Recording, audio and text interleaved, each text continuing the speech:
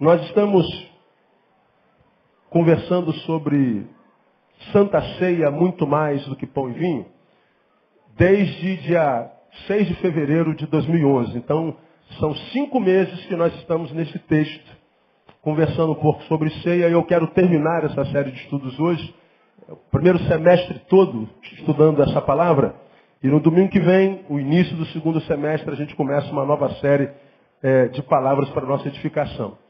E nós aprendemos que a ceia, só uma recapitulação rápida para a gente terminar o nosso estudo, ela não é uma atitude gastronômica, não é um assunto gastronômico, na verdade. Começamos essa série de sermões dizendo aos irmãos que muitas vezes nós não entendemos o que é a ceia. Não entendemos o que é a ceia e por causa disso agimos para com ela de forma equivocada. Aí você pode ir em qualquer igreja evangélica, às vezes a igreja está vazia. Não é o nosso caso, graças a Deus.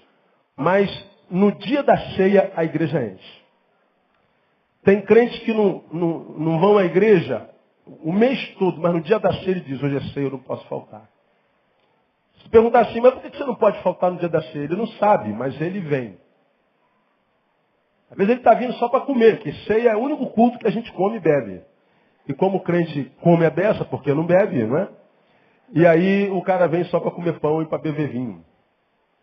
Ou então ele vem à igreja no dia da ceia porque acha que a ceia traz em si algum milagre. Comer do pão e comer do vinho traz uma bênção específica, uma bênção especial. Então eu não posso, ele pode tudo. O que ele não pode é faltar ceia. Então, quando nós temos essa visão da ceia, tudo que a pessoa consegue é engordar. Mais nada. Porque tudo que a ceia vai ser para ele vai ser comida e bebida. E o reino de Deus não consiste em comida e bebida. O capítulo 26 de Mateus registra um episódio em que Jesus celebra a última ceia, a última Páscoa. E desse episódio nós extraímos o que de fato Jesus queria comunicar quando celebrou a ceia com seus irmãos, com os seus discípulos, representantes da igreja. Então nós aprendemos que a ceia, nesse episódio, não começou quando Jesus estava sentado já e nem quando partiu o pão. Não, começou antes. Começa no versículo 17, no primeiro dia dos pães ázimos, vieram os discípulos a Jesus e perguntaram, onde queres que façamos os preparativos para comeres a Páscoa? Então, você se lembra que o primeiro ensino foi que a ceia tem a ver com voluntariedade. Não começou em Jesus, começaram nos apóstolos. Vieram os discípulos e perguntaram a Jesus. Isso é voluntariedade. Se eu como pão, bebo vinho, não falta o culto da ceia, mas não sou voluntário para nada. Você come e bebe para a tua condenação, não serve para nada também. Não houve ordem, não houve ordenança. Os discípulos sabiam o que tinham que fazer e se voluntariaram para isso. Todos nós sabemos qual é a nossa missão. Não precisamos de ordem. A gente sabe tudo. A gente só não faz, porque não é voluntário. Há muito que poderia ser feito no reino de Deus e não é feito, não porque falte gente, é porque falta voluntário. Não porque falte dom. Todos os dons nós temos, mas falta gente disposta a desenvolver o seu dom. Então ceia tem a ver com voluntariedade. No versículo 18 diz, respondeu ele, ide à cidade a um certo homem e diz-lhe, o mestre diz, o meu tempo está próximo, em tua casa celebrarei a Páscoa com os meus discípulos. Respondeu ele, ide. De um lado, os discípulos vieram, voluntariedade. Todo voluntário recebe uma missão de Deus. Jesus disse, ide. Ide à cidade a um certo homem. Então, há muita gente com a qual a gente se encontra no caminho, que diz o seguinte, pô pastor, eu não tenho nada para fazer. Não, tem muita coisa para fazer. O que falta é voluntariedade. Quando nós somos voluntários para Deus, dizemos, Senhor, eis-me aqui, envia-me a mim, então uma missão aparece. Todos os que têm uma missão foram voluntários para aquilo.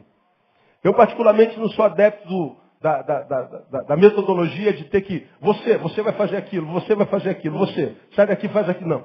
Eu não sou adepto dessa filosofia relacional. Eu acho que tem a ver com competências, mas tem a ver com voluntariedade. Sempre quando a gente é voluntário, mais cedo ou mais tarde, Deus mostra o que nós temos que fazer. que a gente já aprendeu e aprendemos naquele dia, que no reino de Deus não há inútil. No reino de Deus, os inúteis estão aonde? Do lado de fora. Porque se você for chamado para o reino de Deus, Ele chamou você para frutificar, Ele tem uma missão para você. Diga para alguém que está do seu lado, Deus tem uma missão para você, meu irmão. Voluntariedade, obediência. Terceiro, ide a cidade a um certo homem. Isso é humanidade.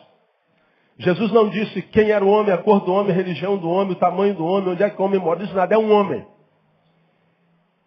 Ensinar para mim e para você que gente é gente, independente da cor, do credo, do tamanho, é gente. Ele está falando para que nós sejamos humanos. Ele está falando para que nós não façamos acepção de pessoas, para que nós não valorizemos as pessoas pelo que elas têm ou pelo que elas fazem, mas pelo que elas são. E todos nós somos gente igualzinho. Nós divergimos no que fazemos, divergimos no que pensamos, divergimos no que produzimos, mas no que somos, igualzinho nós somos. Somos gente. Aí nós falamos, até brincando, por exemplo, que a igreja faz muita acepção de pessoa. Você chega numa igreja, o camarada dá um dízimo muito alto, ele vira presbítero em 3 meses. Você vê na igreja evangélica um fenômeno. Tem naquela sexta-feira o culto dos empresários, mas não tem o culto das serventes de pedreiro. Não tem o culto dos office boys. Não tem o culto do motoboy. Por que o empresário tem um culto para ele e o motoboy não? Bom, não precisa responder por quê. Precisa? Não, né? A acepção de bolsos. Né? A acepção de bolsos. E a intenção é sempre essa, irmão. Sempre essa. Então a gente faz acepção de pessoas. A gente julga uma pessoa pela aparência dela, pelo cabelo dela, pelo brinco dela, pelo time dela.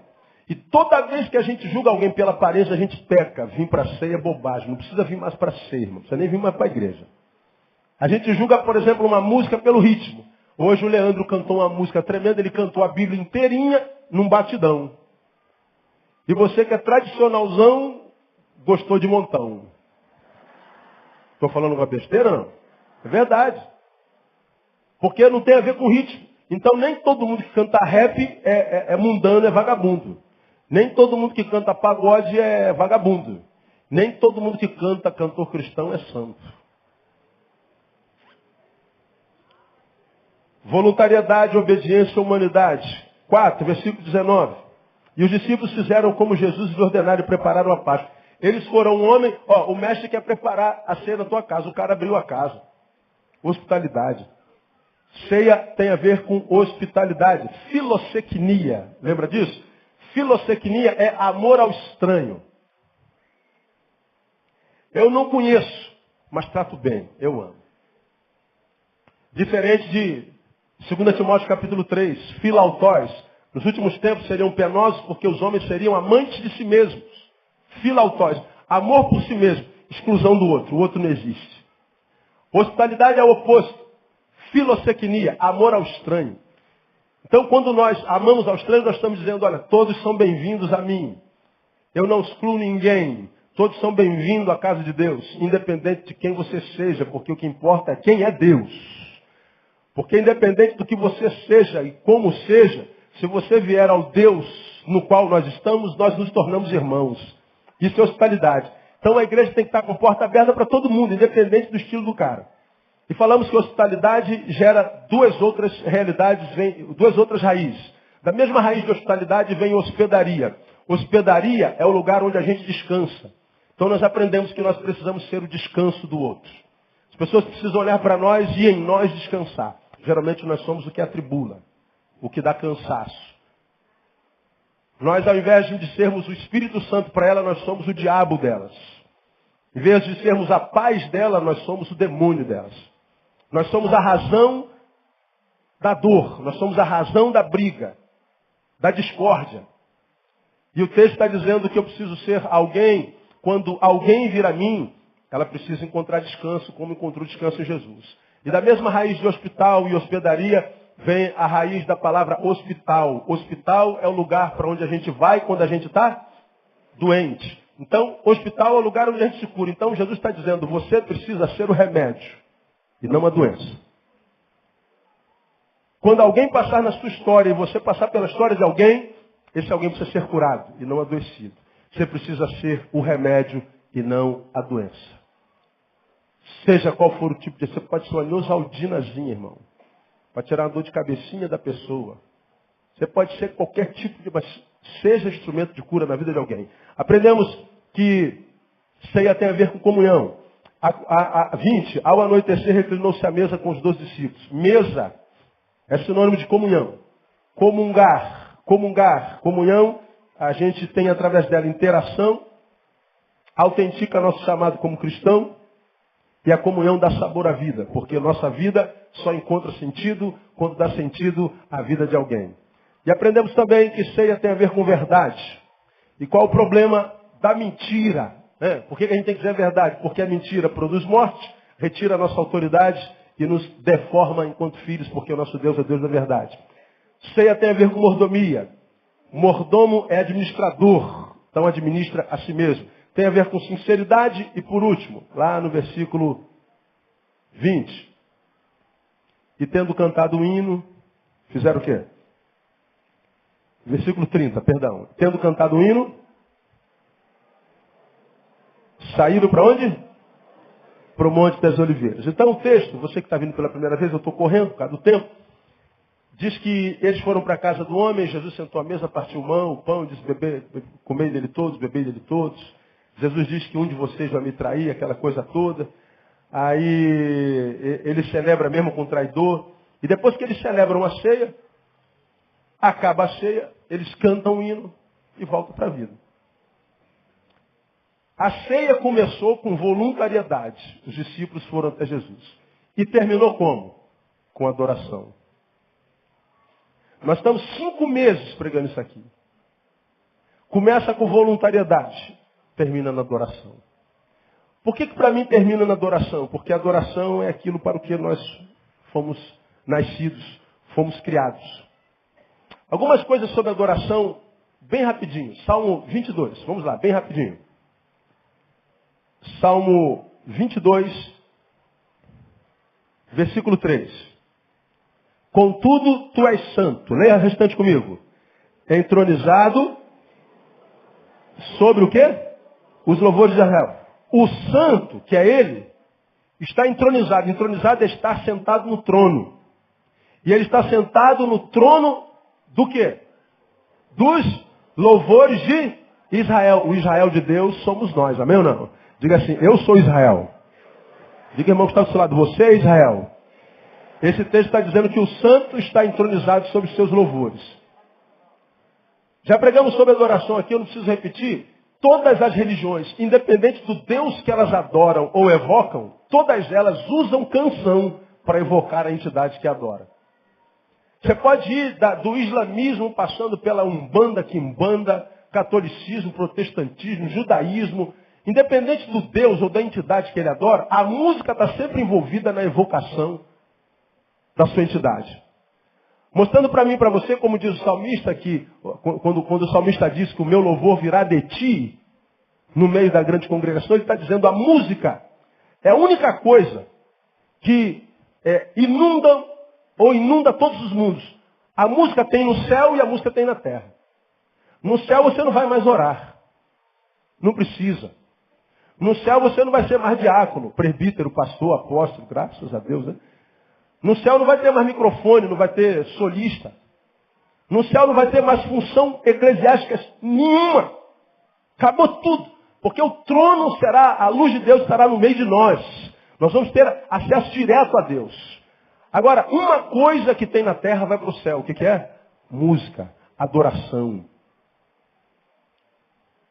Agora, nem sempre, quando nós cantamos, nós temos essa visão de que estamos desenvolvendo uma ação divina.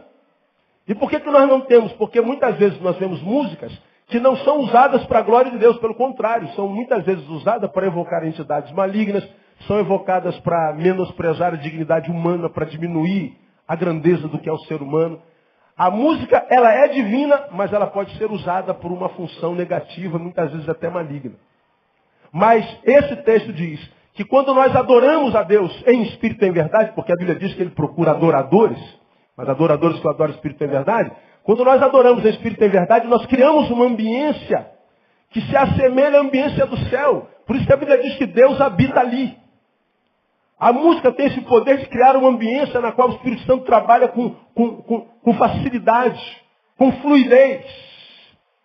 O texto diz que a adoração é o lugar da habitação de Deus. Muitas vezes nós chamamos esse templo, seja de lona como o nosso, ou seja de granito como o vosso, de casa de Deus. Essa é a casa de Deus. Não, a Bíblia diz que Deus não habita em templos feitos por mãos humanas.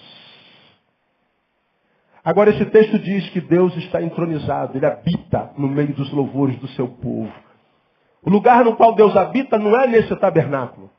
Nós poderemos ir lá para a estrada Manoel Nogueira de Sá e juntos adorarmos ao Senhor. Lá se torna a habitação do Senhor. Quando você adora o Senhor no teu quarto, no teu escritório, ali se torna a habitação do Senhor. Porque Deus habita em você e na adoração do seu povo. Adoração é um negócio importante. Quando você vem à igreja para adorar ao Senhor, escute, e não adora, você peca. Quantas vezes, irmãos, nós estamos aqui ministrando louvor, a gente vê, está celebrando com toda a alma, parece que ele vai morrer hoje à tarde. Então ele diz, eu vou morrer hoje à tarde, então vou celebrar como quem só tem essa oportunidade de adorar o Senhor. E o outro está parado, feito um poste, uma mula paraplégica. Como quem vai viver 500 anos, diz assim, que se dane. Gelado.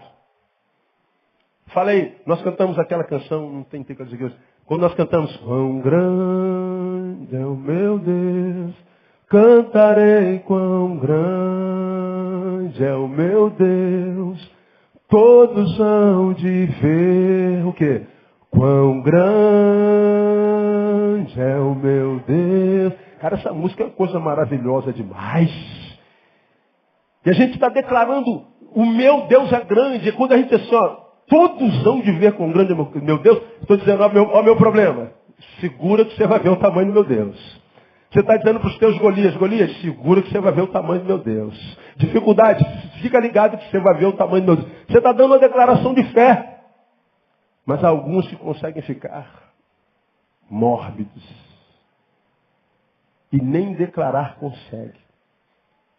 Bom, vive em derrota e diz assim, não sei porque que Deus não faz. Fazer na vida de quem? Na minha? Que vida?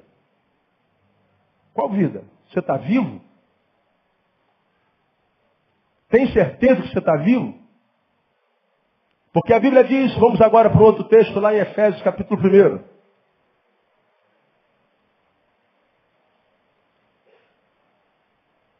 Gente, eu estou morrendo de calor, é isso mesmo? Hoje está calor, né? Liga esse vento aí para mim. Acostumei com frio, agora estou derretendo de novo.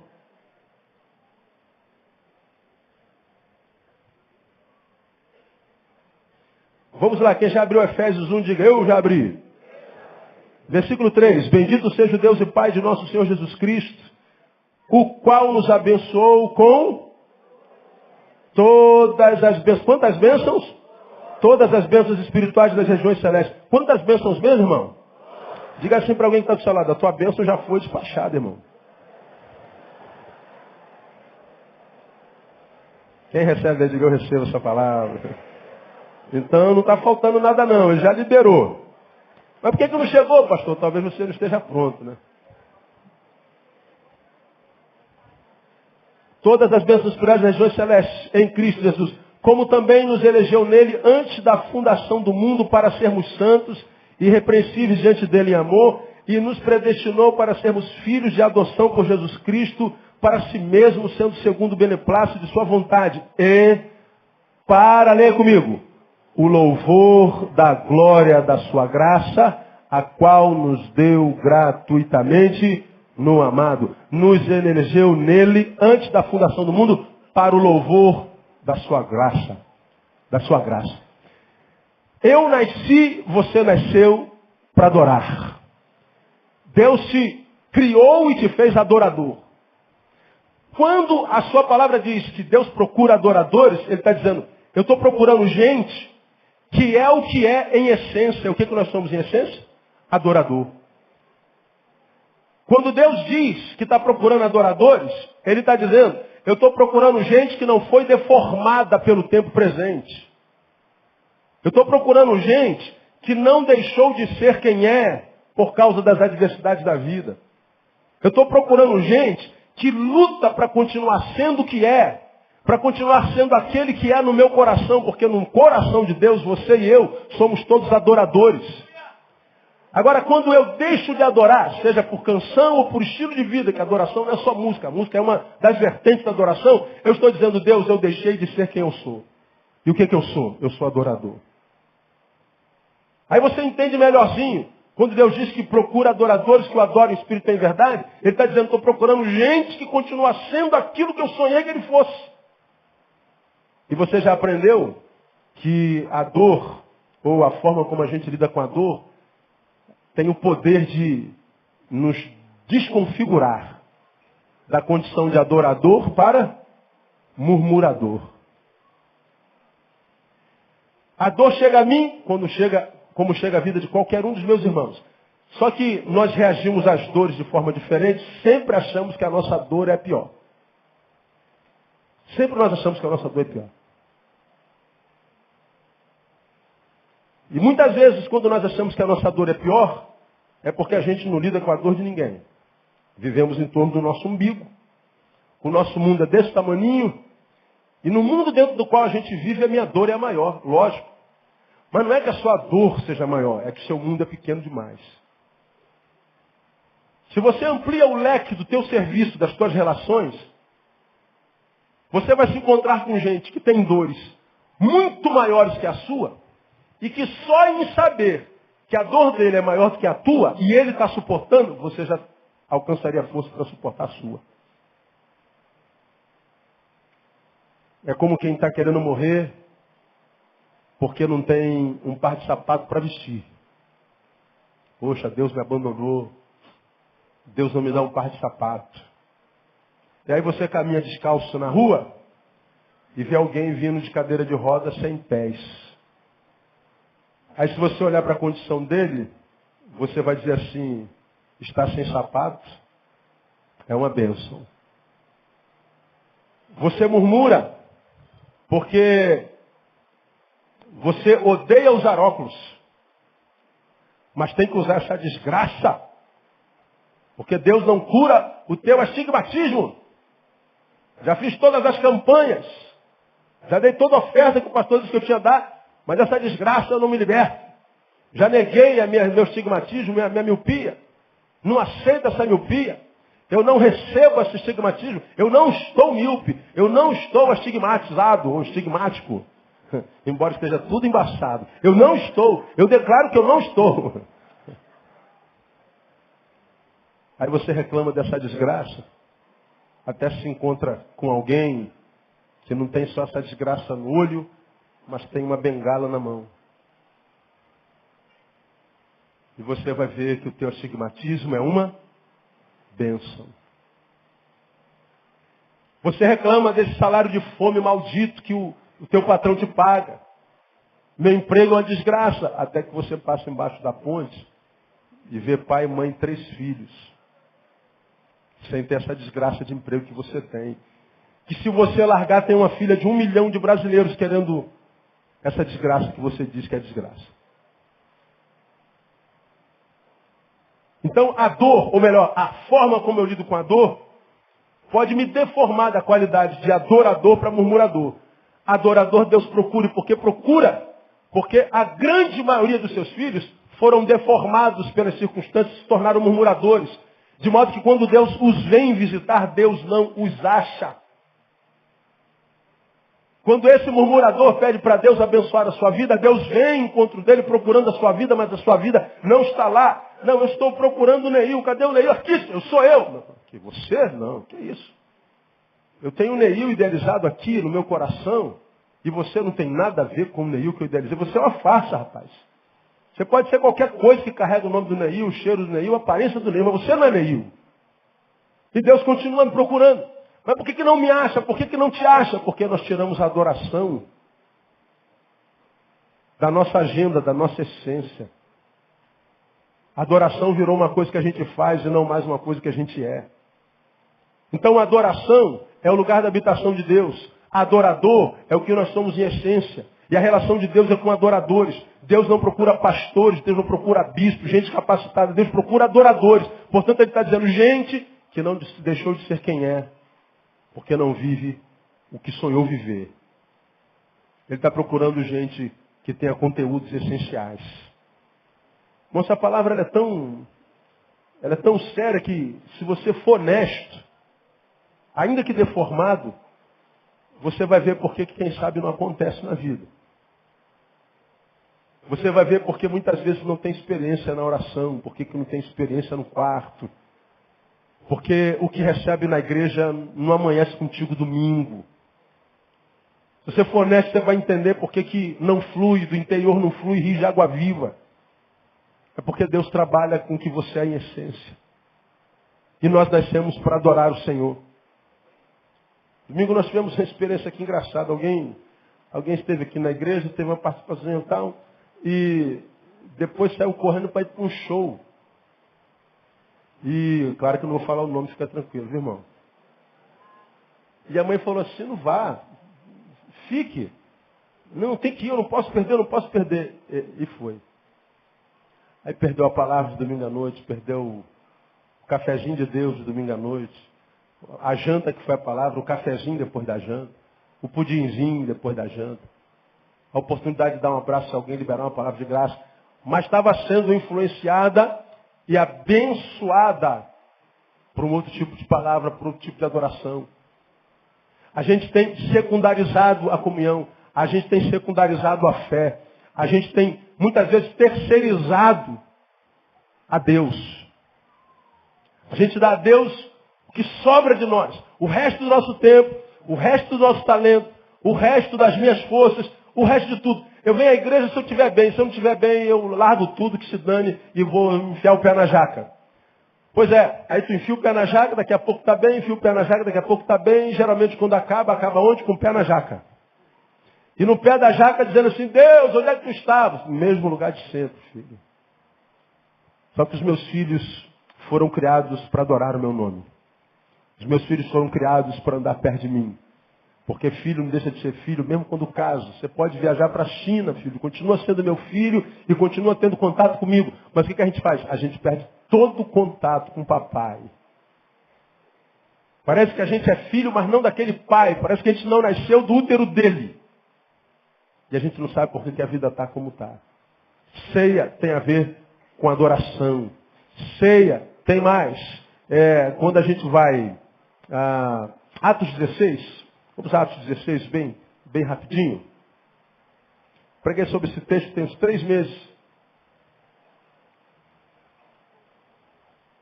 E à luz desse texto, eu ouço a vida inteira. Sou criado no Evangelho.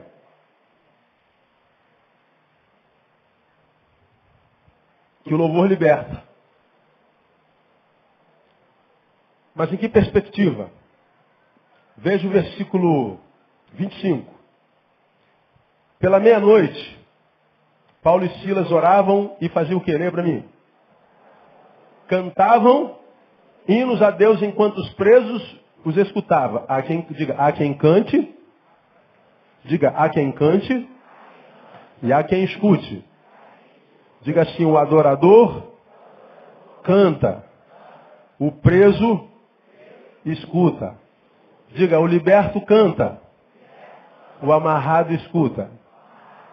Pergunta para alguém que está ao seu lado, você é adorador ou é amarrado? A Vânia disse um negócio aqui interessante, né? Eles estão no primeiro amor e esse é o melhor momento da vida. Bom, o melhor momento da vida pode ser o momento todo. Ela falou, na minha vida, a cada manhã, esse primeiro amor é renovado. Eu disse aqui atrás, o meu também. E eu não perco a oportunidade de renovar o que está ficando velho. E não adianta, todos os que nascemos, desde que nascemos, estamos envelhecendo. Todos os que nascemos, e desde que nascemos, estamos morrendo. Agora, como você tem ouvido aqui há 18 anos, tem muita gente que morre antes da morte chegar. Morrer antes da morte chegar é envelhecer antes da velhice chegar. É desanimar antes da força acabar. É ficar no meio do caminho que ainda não chegou ao fim. É desistir antes de ter tentado tudo. Isso é morrer antes da morte chegar. A gente escuta constantemente, pastor, por que minha vida terminou assim? Ouvi essa semana e disse isso essa semana para alguém. Pastor, olha como é que minha vida veio acabar. Eu falei, mas onde é que está escrito que tua vida acabou?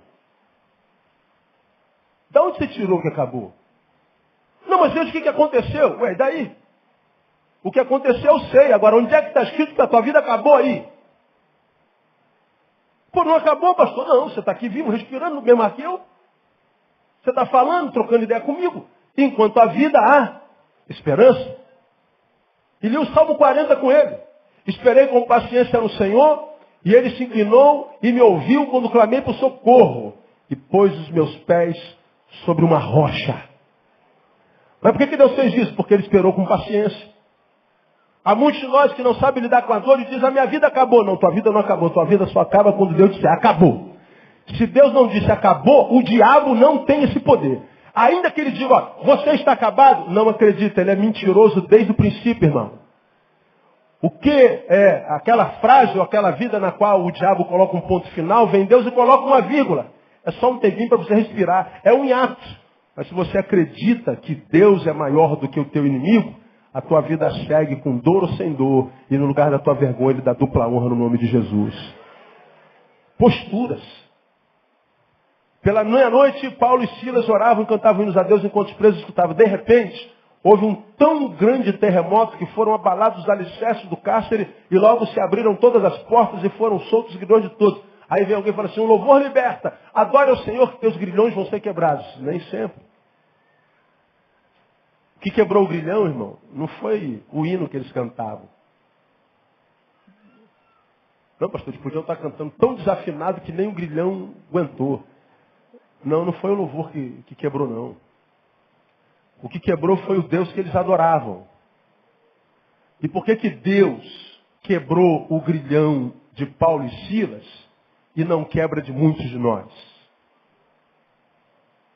Por que Paulo e Silas não se davam bem com cadeias, mesmo que passasse por dentro delas o tempo inteiro e nunca ficavam lá? Por que Deus sempre dava um jeito? E muitas vezes, muitos de nós vivemos amarrados desde que nascemos. Como eu tenho pregado aos irmãos, nascemos e morremos sem ter vivido. O cara nasce e morre sem viver. Porque Deus ama Paulo e Silas mais do que a gente? Não, você já aprendeu que Deus não tem filho prediletos. Ele ama todos igualzinho. Mas por que quando ele adora, coisas acontecem e eu adoro não aconteço? Porque, veja bem, Paulo e Silas, eles estavam dentro de uma cadeia, num calabouço, úmido, molhado, provavelmente dentro de água cheio de ratos e coisas nojentas e mortais. Não só estavam no calabouço escuro, era meia-noite, não havia luz elétrica, nem luz nenhuma. Eles estavam num lugar fétido, dentro do qual eles faziam suas necessidades fisiológicas, e além disso ainda estavam com corrente no calcanhar, e a despeito disso, o que eles estavam fazendo? Cantando hino. Agora, o que a gente faz quando a gente quebra a unha no ônibus? A gente murmura. O que a gente faz quando aquela vizinha te chama de fortinha? A gente murmura. O que você faz com o teu dia quando aquela tua amiga do escritório, você chega de manhã e fala assim, não gostei dessa roupa. Aí teu dia inteiro você joga pro lixo. Permite que a amargura produzida pela boca de uma pessoa invejosa roube de você a capacidade de viver 24 horas. E mais, se for doentinho, fica remoendo isso por um mês. Com amargura, com mágoa, com tristeza, querendo se vingar. Como tem pregado aqui, some os teus anos. E veja dentre esses anos quantos deles foram jogados fora. Com coisas de só menos importância. Amarrados atrás de sentimentos que não te levaram a lugar nenhum.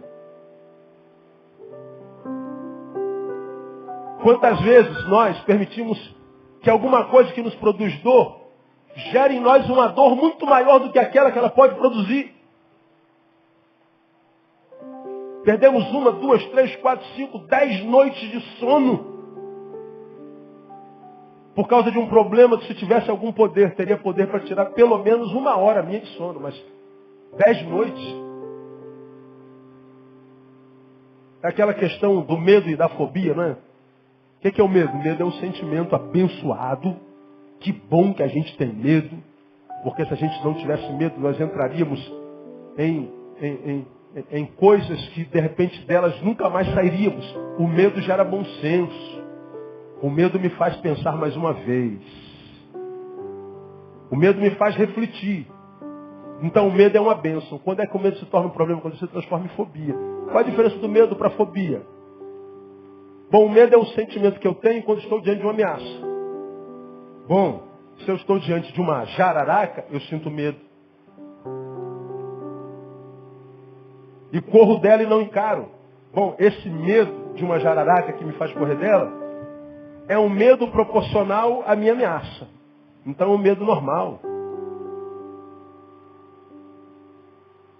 Não tenho que encarar uma jararaca.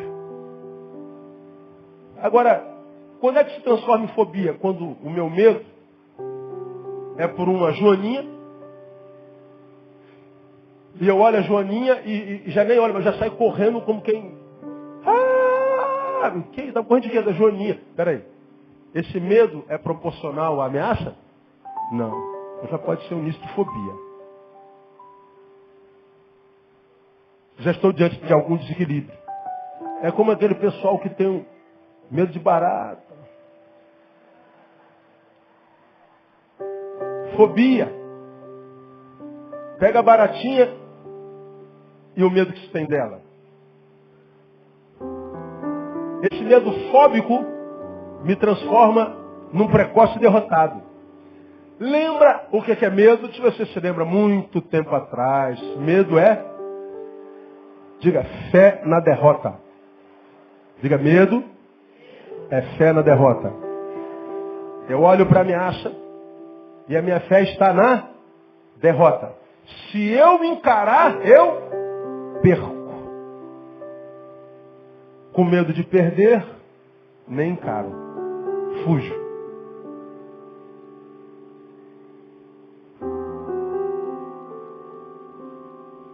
Quando eu fujo, eu estou diante da maior de todas as derrotas. Você já aprendeu que quando eu encaro e fracasso, eu não sou fracassado porque eu tentei. Agora, com medo de fracassar, eu nem tento, esse é o verdadeiro fracassado. Quem tenta pode fracassar, mas o maior fracasso é não tentar nunca. E o que tem acontecido com muitos de nós, irmãos? Tem gente vivendo fracasso, não é porque foi lá e quebrou a cara, não. Porque quem foi lá e quebrou a cara, foi lá. Agora, quem é um verdadeiro fracassado? É o que nem coragem para ir lá teve. Vai ficar aqui olhando para o futuro, imaginando, rapaz, se eu tivesse ido, hein, cara? Rapaz, como é que teria sido se eu... Puxa vida, já pensou se... Rapaz, eu já poderia... Caramba, não, mas também eu poderia quebrar a cara, tal, é verdade. Não, mas e se desse certo? Agora, quem foi lá e quebrou a cara, está aqui no mesmo lugar. Ô, cara, estou com um galo na cabeça, dei um atestado na porta, o crente que abrir me lasquei. Mas pelo menos você não vai ficar aqui. O que teria sido se eu tivesse tentado? Você já sabe, você está mergulhado na realidade. Então você já sabe pelo menos o caminho pelo qual não ir. O que está aqui não tentou, não sabe se deveria ter ido por aquele ou não. A dúvida, e mais, nunca mais se permitirá tentar de novo. Nunca mais se desculpará pela fraqueza, pelo fracasso. Bom, o louvor, ele é o lugar onde Deus habita. Louvor é o que nós somos. E louvor é a disposição de Deus em mim. Que quando em mim age, faz com que Deus haja por mim, quebrando todas as minhas cadeias. Deus é quem quebra todas as cadeias. As cadeias de quem? Do adorador. Você não vai ver adorador amarrado em lugar nenhum, nem dentro da cadeia, porque Paulo e Silas Estavam com um corpo preso, mas a sua alma estava livre, livre para adorar. E quando Deus lhes quebra o grilhão, Deus só está trazendo equilíbrio.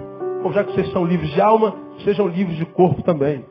Agora, muitos de nós estamos presos em todas as instâncias. Se Deus liberasse uma área, aí seria desequilibrado. Então, meu irmão, eu não sei que tipo de vida você vive em Deus e cada um dará conta de si mesmo a Deus. Agora, eu sei de uma coisa, que quando Jesus sentou à mesa com aqueles homens, ele estava dando uma receita de vida vitoriosa. E ele disse que uma receita de uma vida vitoriosa começa pela voluntariedade. Gente, posso ser útil, porque é o serviço que transforma a minha vida numa vida que vale a pena ser vivida. E quem procura o que fazer, acha.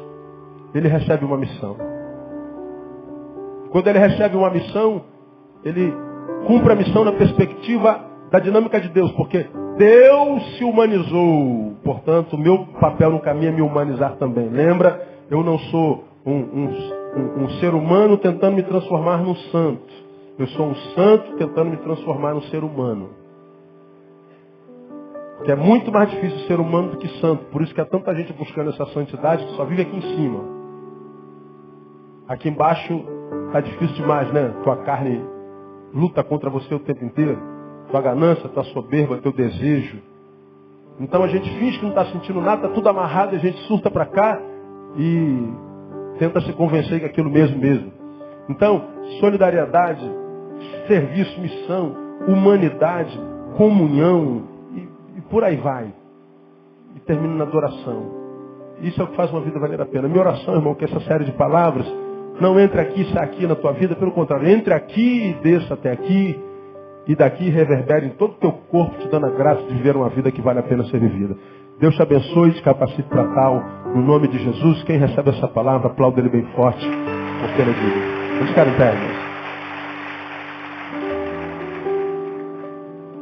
Glória a Deus. Vamos orar ao Senhor, vamos embora para casa, 15 horas, nós estamos lá. Deus, muito obrigado por essa manhã gostosa que passamos na tua presença. Como é bom te ver e te ouvir. Te ouvir através da palavra e te ver na face dos nossos irmãos. Te ouvir na palavra e te ver na comunhão dos santos. Muito obrigado por essa alegria com a qual nós saímos daqui. Essa alegria foi gerada pelo teu Espírito Santo em nós.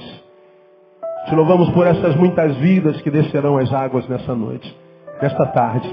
Que elas não desçam só as tuas águas, mas que elas desçam a profundidade do teu Espírito, Deus. E que na profundeza do teu Espírito elas sejam sempre adoradoras. Para que tu as procure, para que tu as ache onde quer que elas estejam. Nós te glorificamos por elas e te pedimos que tu as acompanhe todos os dias até o fim da vida de cada uma delas. E que tu nos ajude, como mais antigos, mais experientes, que nós sejamos instrumentos de bênção e referência para elas no nome de Jesus. Recebe a nossa gratidão por essa manhã. Nós te pedimos que assim seja no nome de Jesus, nosso Senhor que reina. Amém. Glória a Deus. Vão em paz. Deus abençoe você. Até logo mais às 15 horas, se Deus puder.